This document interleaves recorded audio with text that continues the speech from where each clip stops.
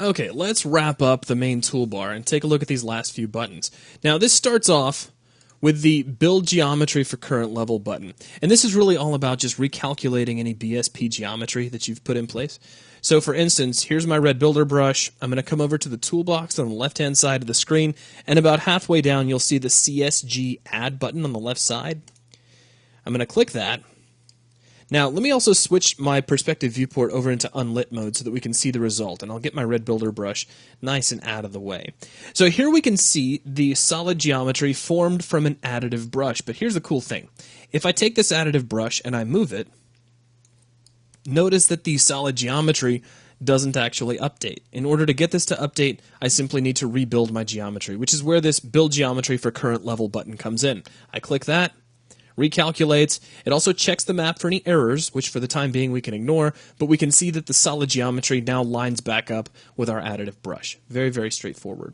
Now next to this we have Build Lighting. Currently this won't do me any good because I don't have any lights in the scene. So I'm going to do a couple of things. Let's take this brush and I'm going to nuke it. Just hit delete and make it go away. Now, the red builder brush. Let's make this a little bigger.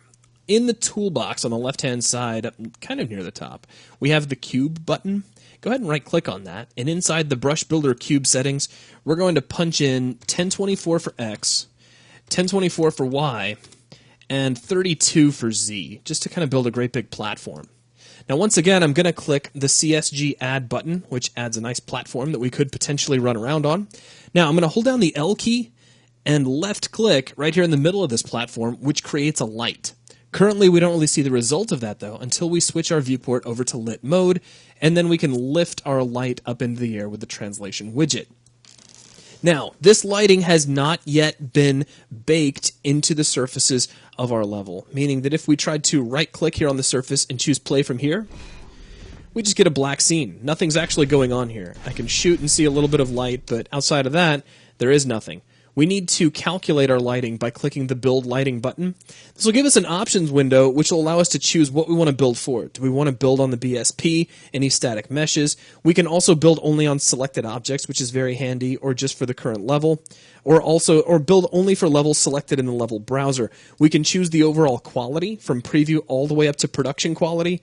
We can choose to use light mask, which of course we're going to leave on, and we can use error coloring. So if there's any sort of errors, these will actually be color coded.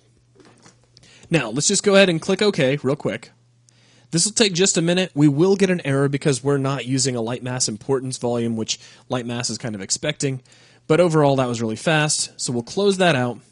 Now if I right-click here on the floor and choose play from here, we can actually see the floor because that lighting has been calculated.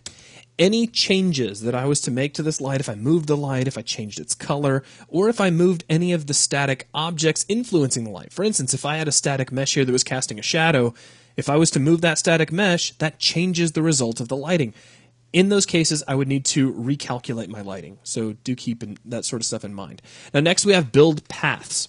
This will allow us to recalculate any AI navigation systems, such as bot paths or any pylons and navigation meshes that have been placed in our level. We can build cover nodes. Now, if you've played the game Gears of War, and hopefully you have, then you saw the result of the cover node system. It's what allows players and AI bots to know where they can take cover behind certain objects, and those are all linked in their own little navigation network, so you can rebuild those as well. Now, moving on, we have the Build All button. This will build our geometry, it'll build our lighting, and build any AI paths all in one go, so you don't have to choose which one to build. Now, honestly, this is the one I use more often than not. Next, we can choose our lighting quality settings. Now, if you left-click on this, you're cycling through your different levels, with the little I being preview quality, then there's a little letter M for medium, then high, then production. If you right-click on this, you can choose in a drop-down style which one you want to use. I'd recommend staying on preview for as long as you can. Now, next we have full screen mode. If you click on this, UDK will take up every spare pixel it can on your monitor. It'll get rid of the little Windows bar up at the very top, and if you have a start bar visible, which I do, it's just outside the capture region, then that would go away as well. Now, our last two buttons are Start This Level on the PC, and play this level in the editor. Now what I'm going to do is go to File, Open, and let's open up VCTF Sandstorm. I'm going to show these two off, but I'm going to start with the one on the very end. So we'll start off with play this level in the editor. I'm just going to click here. Now clicking these, as she gets done talking, clicking these does require that you have a player start in your level. So if you haven't right-clicked, gone down to Add Actor, and chose a player start, you won't actually be able to use these. But I am playing around inside the editor. I can run all the way through the game. But here's the thing. If I press F1, you'll notice that I'm the only player here.